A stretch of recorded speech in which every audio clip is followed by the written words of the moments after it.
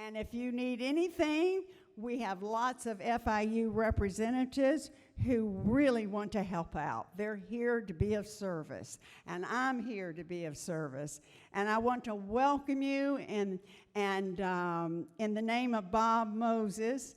I'm with the Bob Moses Research Center for Math Literacy through Public Education here at FIU. We're brand new, and we're just so excited that this is the first tournament that we've been able to host. So it is a privilege to have you here, and I know that Bob's spirit will be filling up this room. It's what he loved the most, was the engagement of our children. So the fact that you are here and you've come so far from Los Angeles, Chicago, Baltimore, Cambridge, and Broward County. We have some of our local teams. So I don't want to say too much. I want April to be able to get up here and welcome you. And then we're going to eat. And Maria Lovett, will you raise your hand? Maria Lovett is going to direct us to the food. And she'll take us table by table. She'll take but you'll see her hand raised when it's your time to move up there and get your food, because I know you're starving. I am too. So we'll move that fast. But April, would you come up and welcome folks?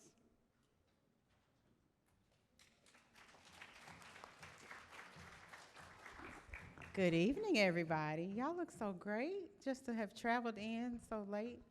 I just want to say welcome to the 7th annual Flagway Tournament events. We're kicking it off with What's the Big Idea tonight, which is going to be sort of a math game show. If you've seen it before, we have different mathematicians. You'll enjoy it. A brief history on myself.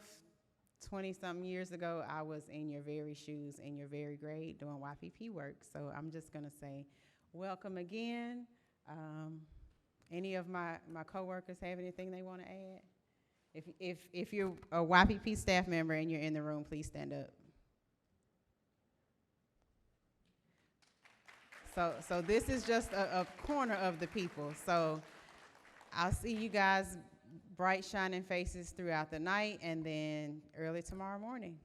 Any questions? All right, Maria, I'll hand it over to you.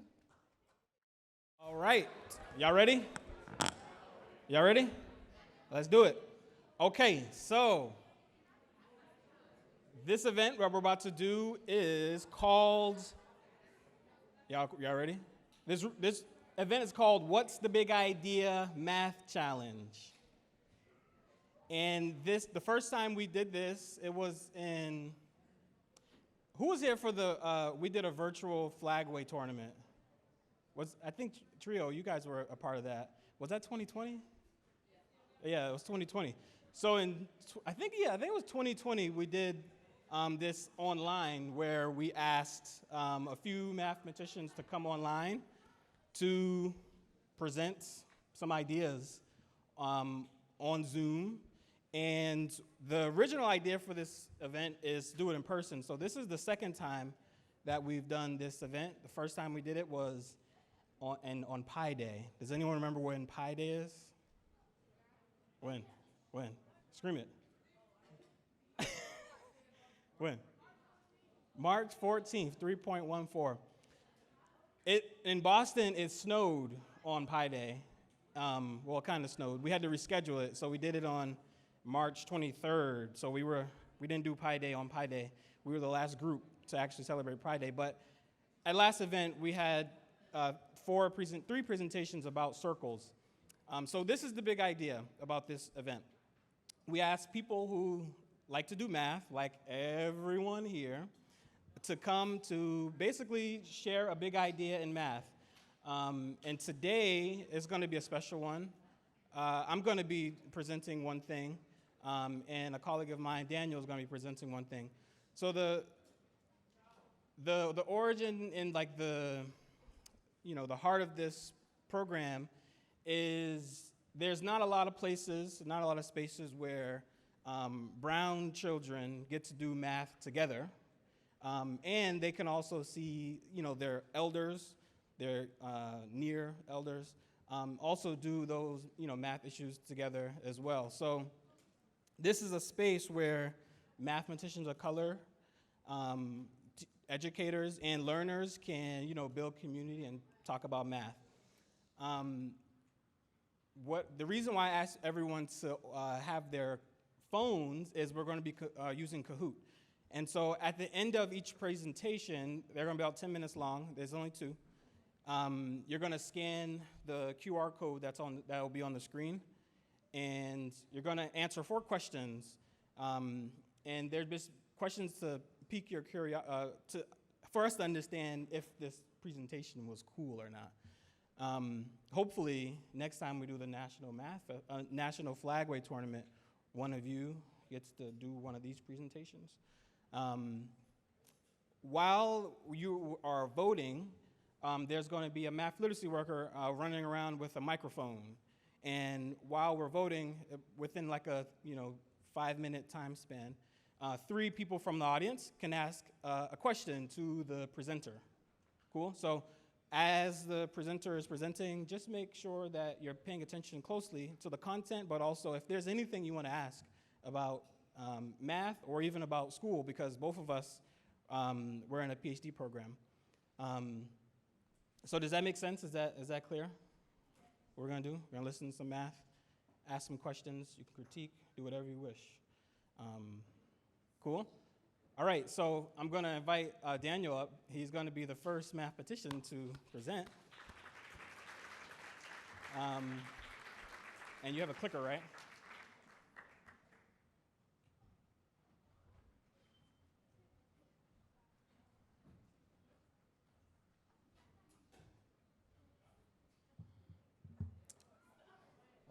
Hello everyone.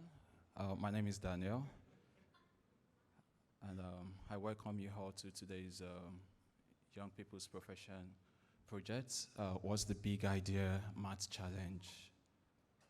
Well, briefly, I'm going to do 3 things. The first thing is to tell you a little bit about myself, and there is a reason for that. The second thing is to take you through the entire content, which I'm going to explain 1 or 2 things. And we have a typical examples on application. Well, like I said, my name is Daniel. Don't bother pronouncing the last name. I grew up in Nigeria, Africa. I had my first degree in mechanical engineering, graduated at the top of my class with first class. That's distinction. I had about 2 years work experience. After that, I got a fully sponsored scholarship to study in France, petroleum engineering and project development. I had about 2 years work experience. Then I got another fully sponsored scholarship in the United Kingdom, University of Southampton, to study project management. After that, I got a job from UK to work for the Ministry of Education in Dubai for almost 4 years. And I just didn't want to settle for less. Then I said, it's right time I pursue my PhD. Then that brought me to FIU, studying engineering and computing education. Yeah, it's just my first year. Now, that's just by the way. This is just a boy from nowhere who has toured around the globe and presently trying to, make meaning out of life. My presentation today, it's Pythagoras Theorem. It's a simple concept in mathematics. Has anyone heard of Pythagoras Theorem before? Anyone? It looks familiar, right? Okay, thank you. It looks familiar. So what exactly is this Pythagoras Theorem and why is it useful? Why is it important? What is the practical application of Pythagoras Theorem? Now, if you probably look at what you can see right now, okay, this works, that's great. Now, if you look at this is just like a practical application. Yeah, it's like a building, and probably let's assume this is a craftsman who wants to do something at the top of this roof, and he or she has to incline this ladder. Now, there is everything to see that if you do not do it well, it can fall off. It can be dangerous. Now, there is a principle of maths, which is Pythagoras' theorem, that can be applied to this.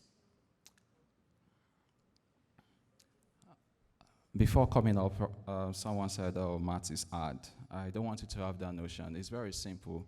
It all depends on the kind of heart you give to it. All right, briefly, in just 2 minutes, we're going to watch this clip that explains the practical application of this Pythagoras theorem. And after that, we look at some practical examples. Real-life uses of the Pythagorean theorem.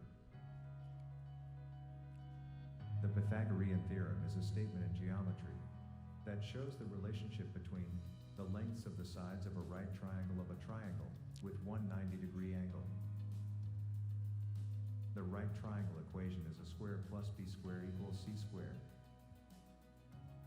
Being able to find the length of a side, given the lengths of the two other sides, makes the Pythagorean theorem a useful technique for construction and navigation.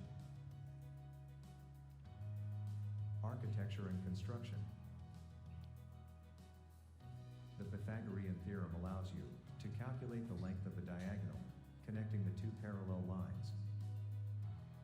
This application is frequently used in architecture, woodworking, or other physical construction projects. For instance, say you are building a sloped roof. If you know the height of the roof and the length for it to cover, you can use the Pythagorean theorem to find the diagonal length of the roof slope. You can use this information to cut properly sized beams to support the roof, or calculate the area of the roof that you would need to shingle. All right, I'm going to stop there. From this side, can someone just give me a practical example of Pythagorean theorem based on the video we just watched? Anyone? Think of something. Please, you want to pass the mic around? Thank you. It's okay. Something that What's your name? Megan Carter, Where are you from? Chicago, Illinois. It can be used in construction. It has something to do with the triangle. And yeah. Yeah, thank you. It's as simple as that. Thank you. Just one more person, please. One more person.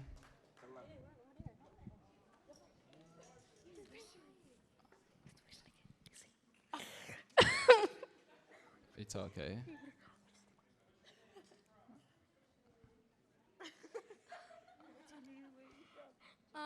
My name's Safina. I'm from Cambridge. What was the question again? Yeah, the question is, can you give us like a practical application of Pythagorean theorem based on the video clip we just watched? That you. Can you pick someone else? I don't know. All right, we have one more person before we continue. Thank you. At the left side, yeah. So, basically, they want to make a triangle and it will give a house support on. Yeah, they will put it on the house and it will help the house look cool and stuff. Yeah, that.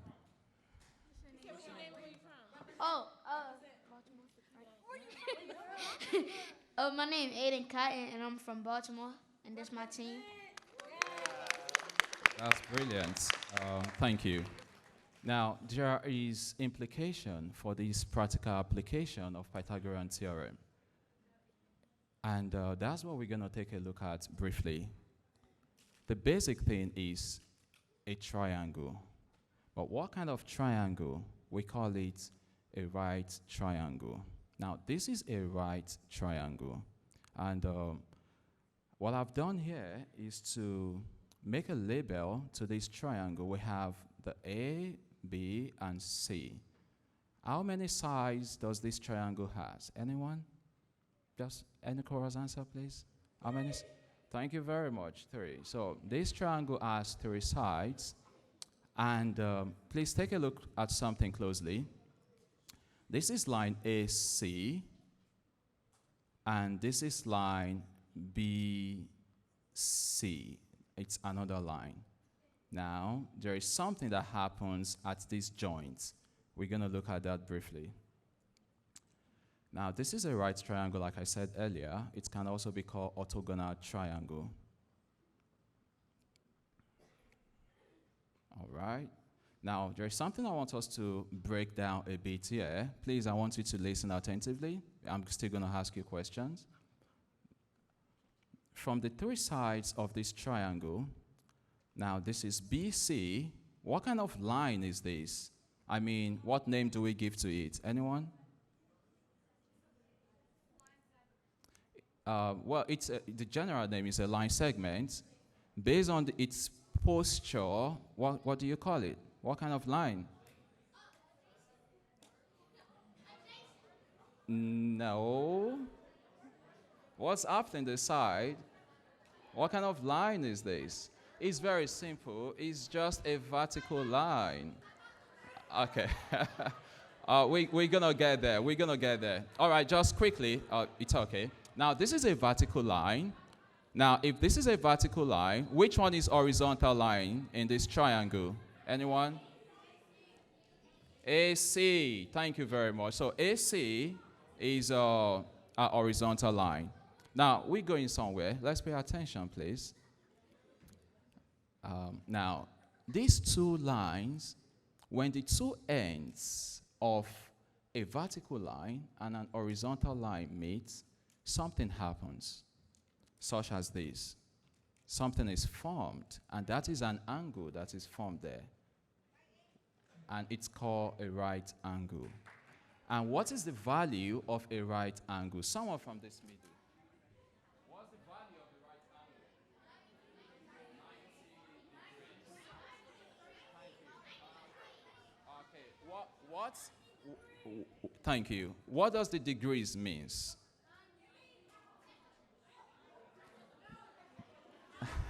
That is the units. That's the unit of measurement of angle. Is that okay? The degrees is simply a unit of measurement of angles. All right, let's continue, please. One house. Now, these two lines that meet, the horizontal line and the vertical line, are said to be two perpendicular lines. When two lines are perpendicular, they form an angle which is 90 degrees. Please take note of that. To the next one. Now, we're going to take a look at something quickly. So let's start with the smaller triangle here. There is something addition here, which is like telling us this side, and we have the other one giving us this side, giving us B. This is A. Now, I want you to look at something. The capital A here, the side facing the capital A is this side, right? So that's why we label it as small a. Look at the capital B. An angle is formed here. The side facing the angle, opposite, is letter B. Now, in that same way, the side that faces the angle 90 degree, the side of the triangle that is opposite to the angle 90 degree is where? Anyone? Define it by the label. A what? AB. Thank you. Now, that AB is the longest side of the triangle. And the longest side of a triangle, someone was going to mention, say the other time. Hello. Let's pay attention, please. The longest side of a triangle is called what? Anybody? Yeah, someone want to try that. The longest side of a triangle is called hypotenuse. Please, can we give him a round of applause, please? Thank you. Now, it's called hypotenuse. There are three sides of a triangle. The side that faces the angle, where the angle 90 degree is formed, is what we call the hypotenuse. There are other two sides left. Please pay attention. Now, depending on where the angle of consideration is, we can call it the opposite or the adjacent. the opposite, or the adjacent. These are the three sides of a triangle. Can we mention the three sides of a triangle? One place from the side, hypotenuse. Can you say that again, please? Let's see which side is going to win. Three sides of a triangle. The first one, please. Hypotenuse. Can we say that? Hypotenuse. Thank you. Another side, those in the middle. Opposite. Opposite. Can we say that? Opposite. And the other people on the right side? Adjacent. Can we say that? Thank you. So these are the three sides of a triangle. Now, what happens and what is Pythagoras' theorem? Which is where we're going to go to and stop. Now, the Pythagorean theorem states that in a right-angled triangle that has three sides, the square of the hypotenuse equals the sum square of the remaining two sides. So if the hypotenuse is C, the square of C equals the other two sides as A and B. The sum square, that's why we have the A square plus B square. This has been proven using different mathematical principles to show that the square of the hypotenuse, the square of the longest side of a triangle equals the sum square of the remaining two sides. This is all you need to know about Pythagorean theorem. Then we are going to apply it to solve a typical example. Are we still together? Thank you. All right, so let's take a look at this example. Please, can you give the mic to someone who is bold enough to read this question to us?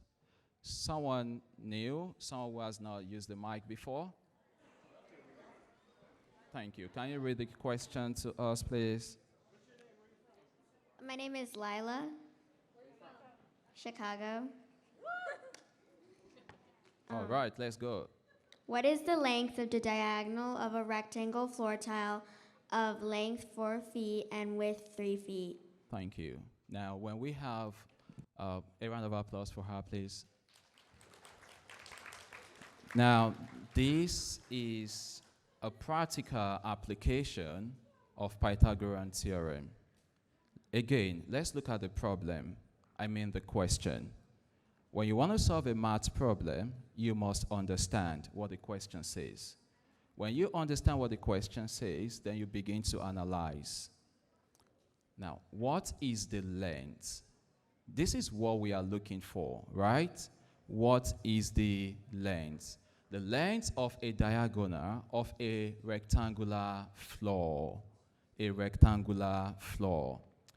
Now we have some parameters given. So if I'm going to solve this question, I can have this.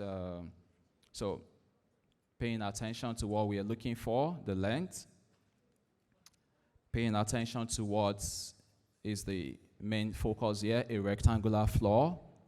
And we have the value given the length 4 feet and the width 3 feet. Now, just quickly, this is like, I'm going to take us through this, okay? Then the second one, we're going to do it all together. This is like a rectangular floor we have here. A rectangular floor, if you look at this side. And it says we have the length. So I can say that's the length. Please go through the, let's look at the picture together. You're going to understand. So that's the length. The length.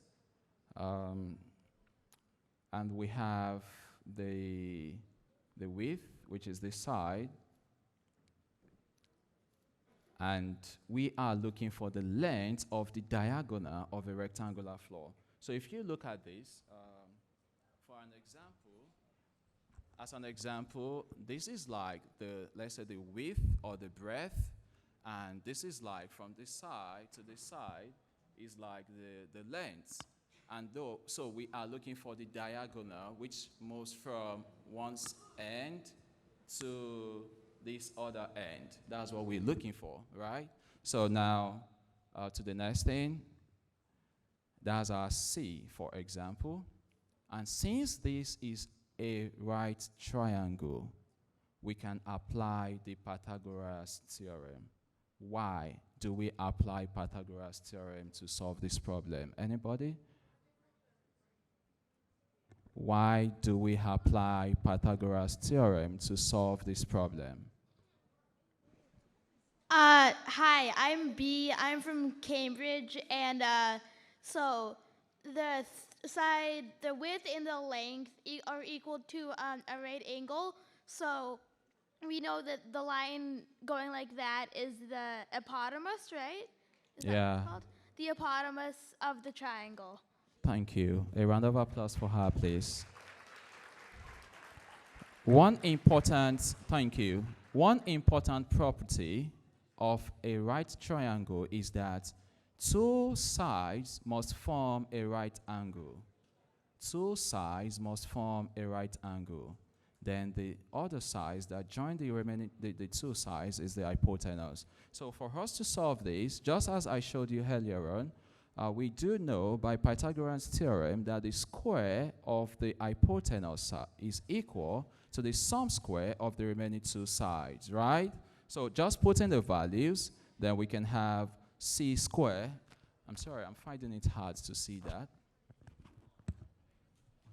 All right, let's do some math here. So if we have the hypotenuse squared equals, this is the opposite, the value is 3, we put it there, we put a square, plus, then this is the adjacent, which is 4, we have 4, we put a square. We are interested in getting the value of the hypotenuse. So we need to find what's 3 squared. Anyone? Quickly, what's 3 squared? Thank you. 3 times 3 is 9. And 4 squared? Thank you. We are good mathematicians. So that gives us 9 plus 16, which is what? Thank you, 25. If c squared is 25, what's going to be c? 5. That's because 5 squared is 25. A round of applause for everyone, please. Thank you. So the square root of 25 is 5 feet.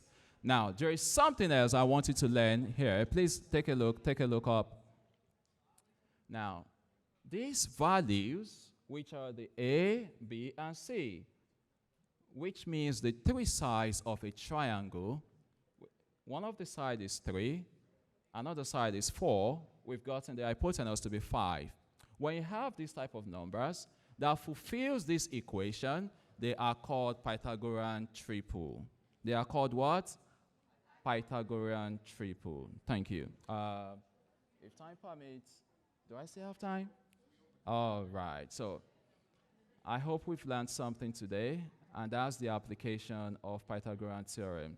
Basically, it helps us to find the shortest distance in practical application. Say, for example, if you're trying to navigate, I'm rounding up now, so if you're trying to navigate, say we have this side, and you want to find the shortest distance, you're going to move from here to this end. You can apply the Pythagorean theorem. Thank you. Okay, so we got to go all the way up. Oh, I got to skip the slide. So as we are, follow me, Jaden. As we are going to vote, keep going all the way to the vote slide. We're going to be voting on Kahoot. Go one more. Yeah. So scan your codes there. As we're doing that, you're going to run around here, and there's going to be 3 questions asked. Any question you might want to ask Daniel.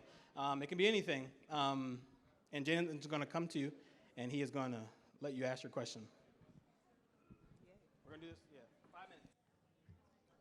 So if you have a question, just raise your hand.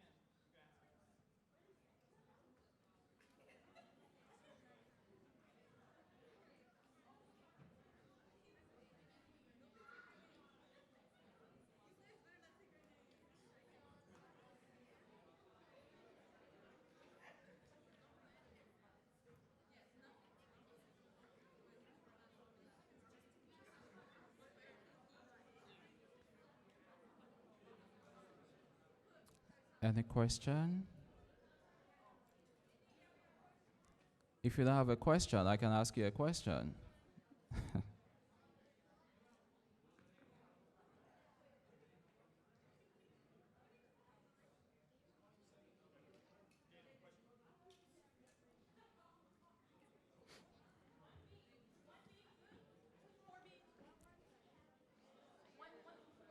I know, right?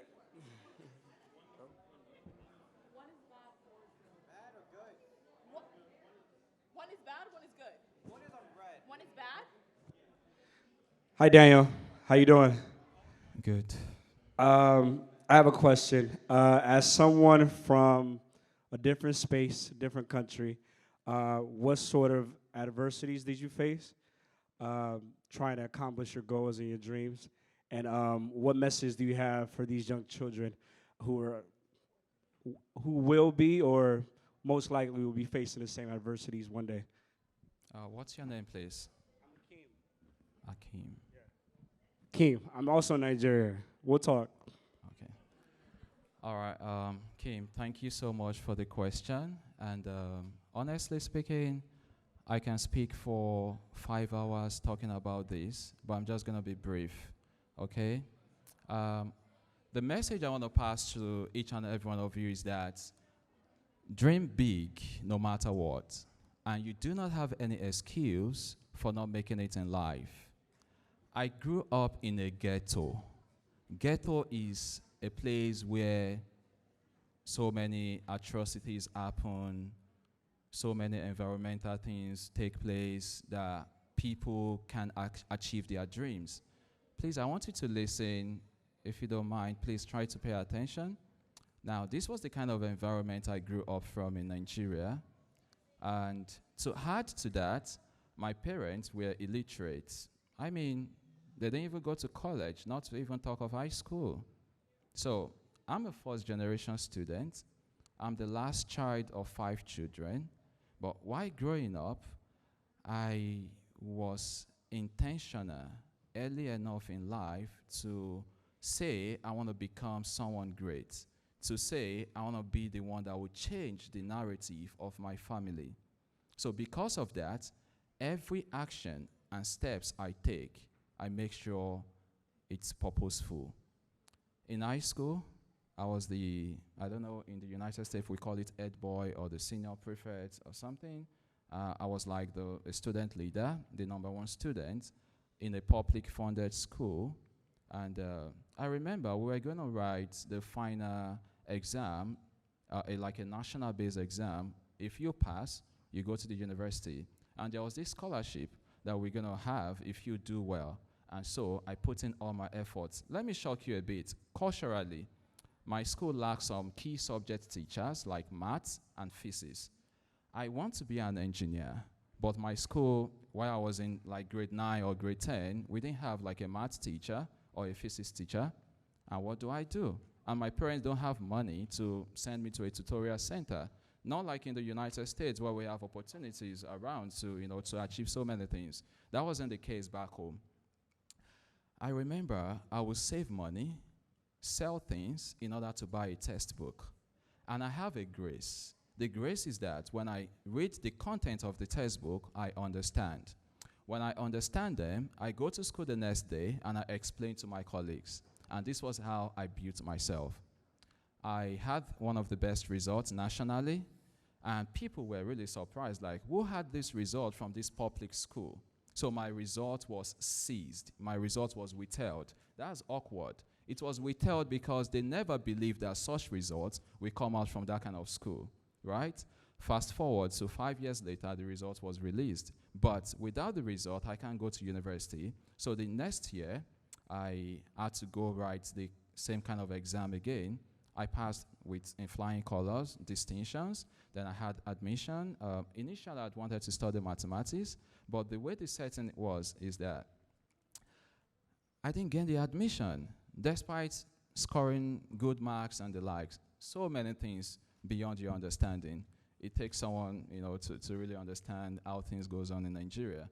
Eventually, I chose mechanical engineering. Why? As of then, I didn't have anyone to look up to. No uncle, no aunt to put me through or tell you, guide me with my career pathway. There was nothing like that. But I just feel like I want to study engineering this time around because I feel I'm good at maths, I'm good at physics, and it's STEM subjects, right? That was why I intentionally choose mechanical engineering. I wrote a textbook in my first year of university. That's kind of awkward. Like, This guy, what do you know that you're writing the textbook? Even teachers, lecturers, professors have not written a textbook. But what was the problem? The problem was that over the years, because I tried to study the textbook by myself, and I still see that they jump steps. For example, if I'm to solve a problem, and I have to pass through step 1 to step 10, and in these Nigerian textbooks, sorry to say, they move from step 2 all the way to step 10. So students are confused as to how to solve this problem. So I noticed that. So in my own case, I try to solve the problems explicitly, and that's transformed to writing the textbook. I was in my year 1, and my classmates were using my textbook. That's weird, right? And the money generated from selling the textbooks was what I used to fund myself through the university. I was a big boy in the university because I had money, from the proceeds from the textbooks. So fast forward, from the very beginning, my year 1, I titled the textbook First Class Thesis. First class is a grade you get in the university, like distinction. That's the highest grade. So right from year 1, I was intentional as to what I want to finish with. I want to finish with a first class, right? So that on its own keep letting me know that, Daniel, you have to study even when you are tired. Many times, I take tutorials, teach people. My idea is that when I'm blessing people and they are making A's, distinctions out of it, I should be a typical example. So at the end of the day, I finished at the top of my class, and that really paid off. Because if I didn't do excellently well in my studies, like I said, a boy from nowhere, very low socioeconomic family background, it's all because I got scholarships that took me to France to add my first master's, that took me to UK, United Kingdom, to have my second master's, and a full scholarship again that brought me to the United States doing my PhD. So all I can tell you is that there is no excuse. You have no room for any excuse. I'm going to stop now. Do not let your environment to influence you negatively. You have a dream. Chase it. Thank you.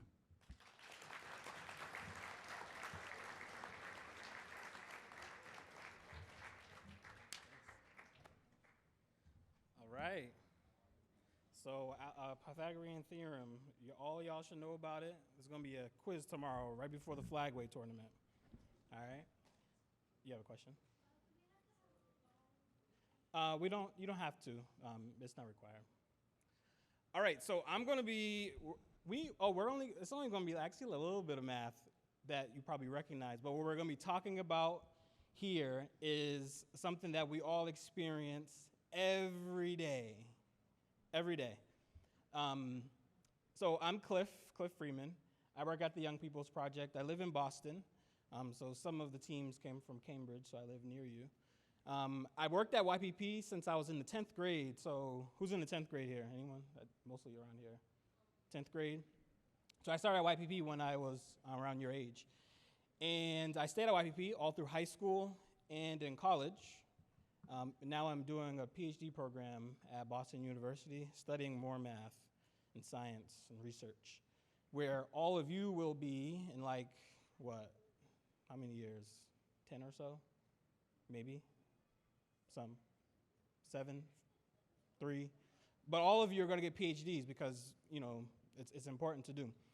So we're going to be talking about algorithms today. And my presentation is going to be quite short, because I think you guys probably intuitively know a lot about algorithms. So what are algorithms? What's this? What is it?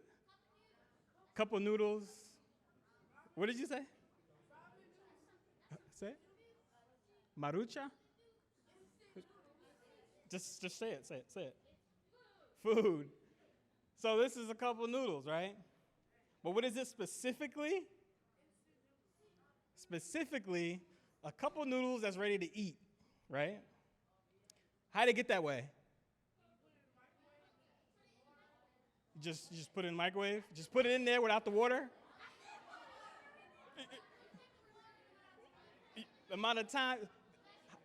What's second? What's third? Remember Daniel said that the textbook started from 1 and went to 7? Y'all are on 7 before you even do 2, 3, 4. What's the first step?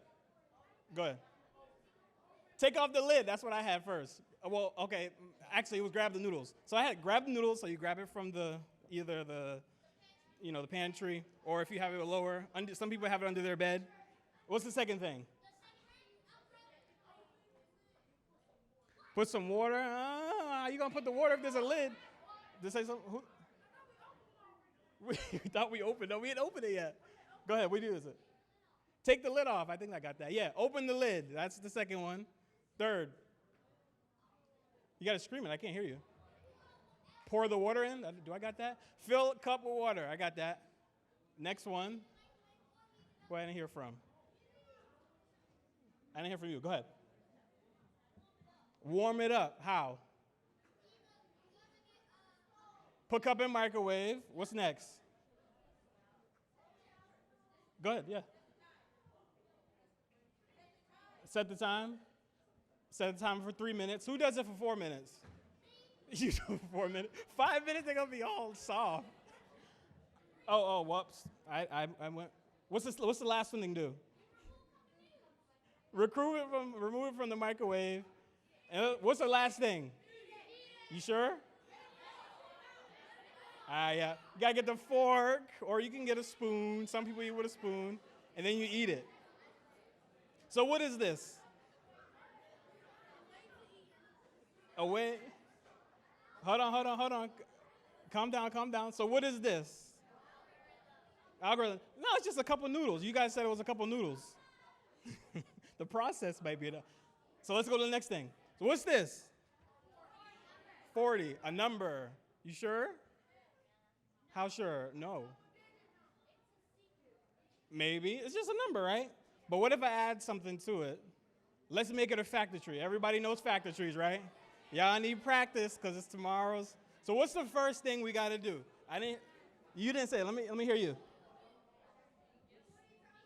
Hold on, you guys got to be quiet. Shh. What's the first thing we got to do?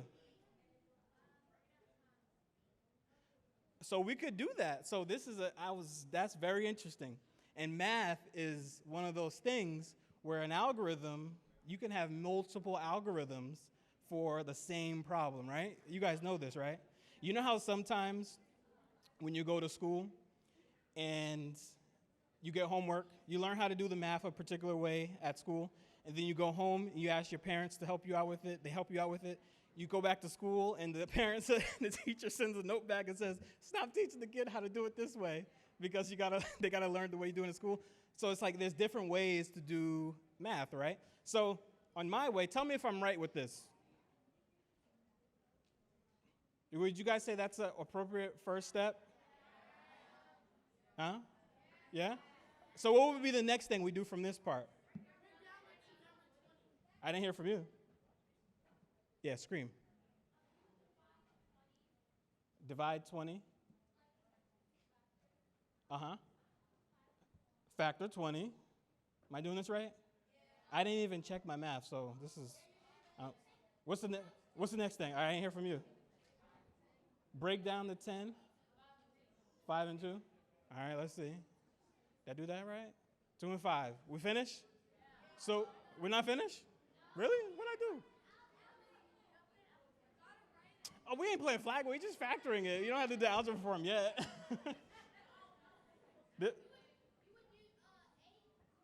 Oh, we're not doing Flagway. You guys are ready to play Flagway. We just factoring it. We're not playing Flagway yet. That's tomorrow. So we did it. We factored the tree. We factored 40. So what is this? It's factor tree. Is it an algorithm? So y'all know what an algorithm is? The way to do something? Instructions. What's this? How do y'all know that? Something was programmed in your head. Question. This is a good question. And this is the one I want to try to get someone on a mic for, Jaden. So, is there any, forgive me, parents in the room, are there any future content creator or YouTubers in the room? Parents, now you know. Yeah? All right. So this is for you. This is for you. This is a question for you. It's for everyone, but for you. So how does YouTube know which video you might like to watch next if you're like on YouTube? So go ahead, try to answer it.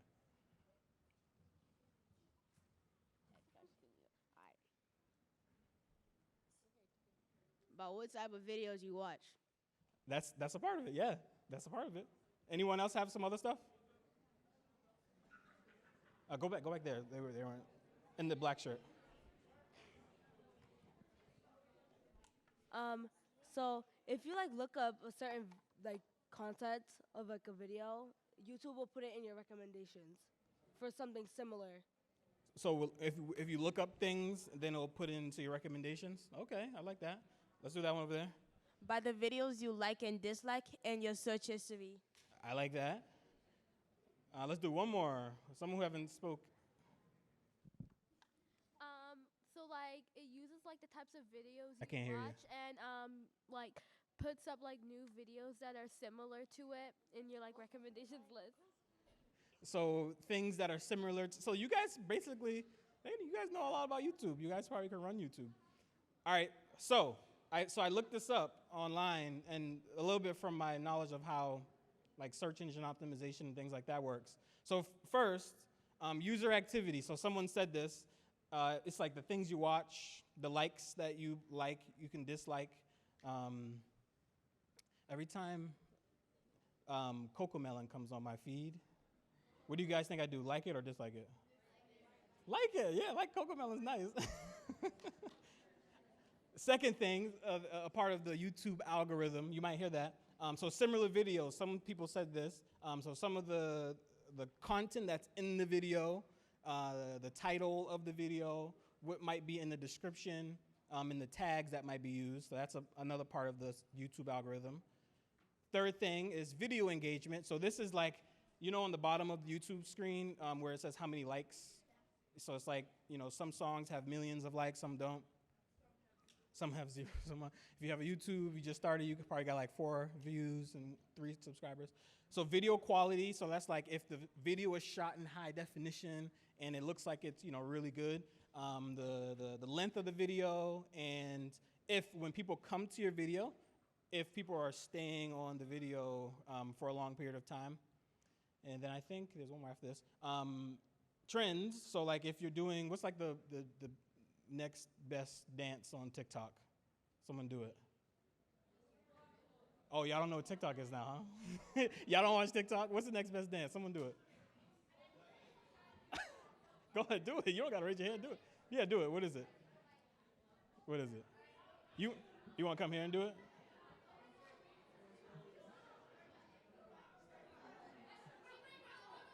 You going to do it? Come do it. You want to do it right here? Do it right here? What is it? Here, just do it up here. Yeah. Woo! This wasn't a part of the thing. So before you do it, is there a don't say the name. Is there a name?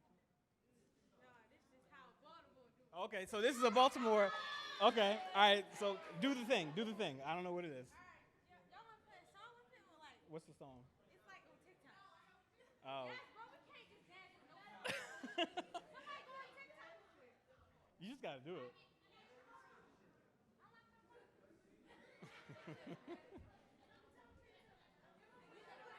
Yeah, but you gotta do it fast. I'm making you fast. You gotta do the same thing. I gotta put one.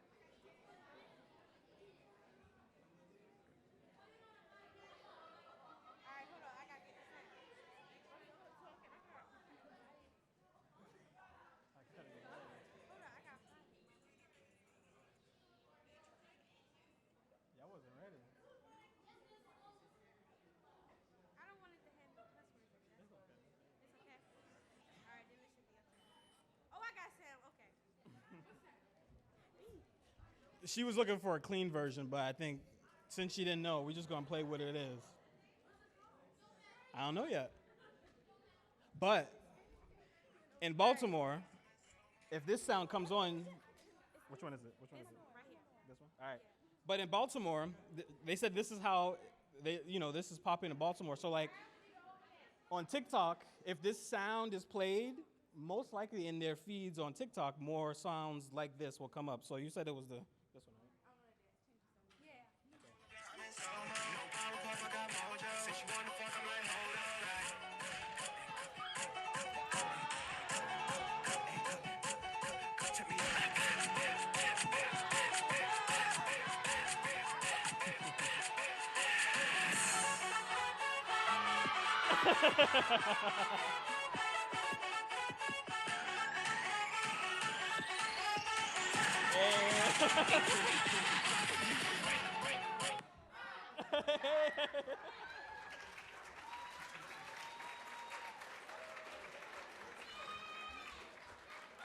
So what was that?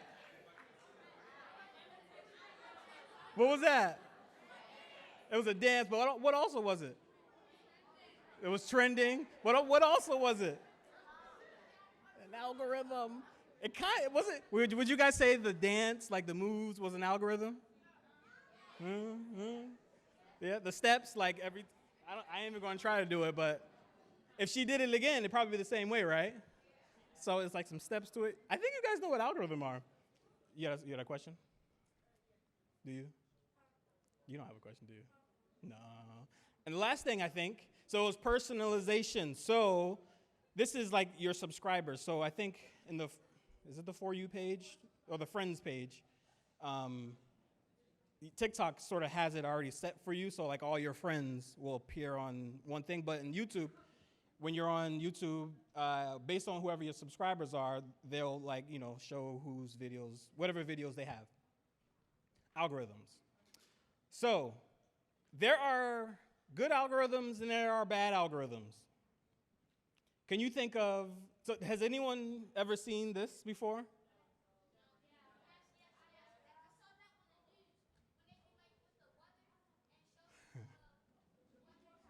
The one on the right?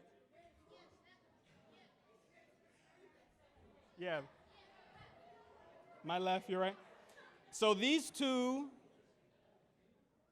you know what? I'm going to make this a challenge, actually. I'm actually not going to tell you what these two are because we're going to be with each other all week, and this is going to make me a lot more busy than I expected. But you all have phones, right? If you don't have a phone, you're going to share with someone. You're going to do some research.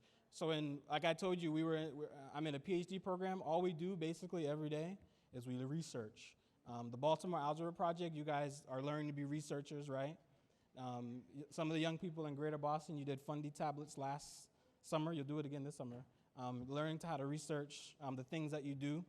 So I'm actually not going to tell you what these things are.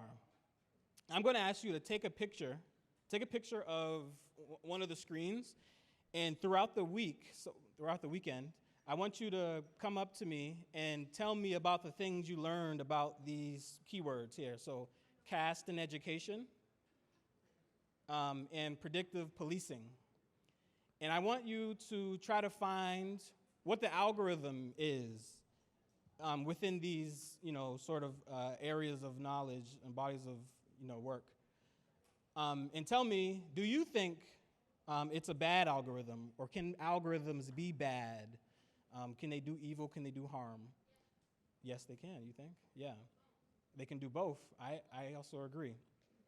So, did everyone take a picture of that? Cool. All right, so you guys already know what an algorithm is. Before I show you the definition, does anyone want to try to say what an algorithm is? Someone who hasn't spoken yet? Oh. Jaden, go. Yeah, go ahead. You gotta say who you are and where you're from. Hi, I'm B. I'm from Massachusetts, Cambridge specifically. And sorry, I forgot the question. What do you think an algorithm is before I show the definition? I think that an algorithm is a series of actions that come together to make one bigger thing or to produce one thing. Mm-hmm. Okay. I know that from math, there's a lot of algorithms. There's a multiplication algorithm. There's algorithms for addition and all sorts of stuff like that. Yeah, I like that. Let's do one more. Someone who hasn't spoken yet. You've been speaking. Yeah, you haven't. What's your name? Where you from? A list of. My name's Troy, and I'm from Baltimore. And it's a list of steps that make up something. I like that. Cool. So, you guys basically said it. I think this is the definition of it if you type it in Google. An algorithm is a step-by-step procedure or set of rules designed to solve a specific problem or accomplish a specific task. So, as you're researching those two boxes, cast in education and predictive policing, look for the subtext to this and try to find what the algorithm is and ask yourself a question. Is this good use of algorithms? Is this bad use case for algorithms? And hopefully, when you go back to school on Monday, right? You guys have school Monday? You can tell your teacher what the algorithm is. And if you think there are algorithms in your school that shouldn't be there. Cool? All right, that's my talk.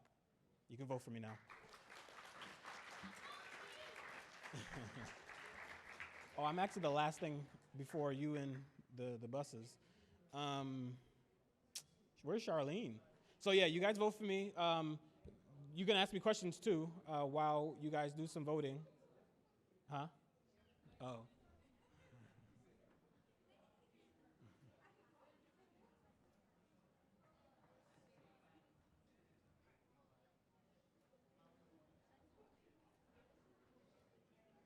All right, so that wraps the 2023 What's the Big Idea Math Challenge at FIU at the Bob Moses Research Center. And we had two mathematicians, Daniel, who's a student here. He's a PhD student in engineering school, and myself, who I work at YPP, as you know, and I'm doing my PhD at Boston University, studying math. So next year, hopefully, we do this again in person. Don't know where yet, but we're going to be in a community hopefully near you. And tomorrow, National Flagway Tournament 2023. My money is on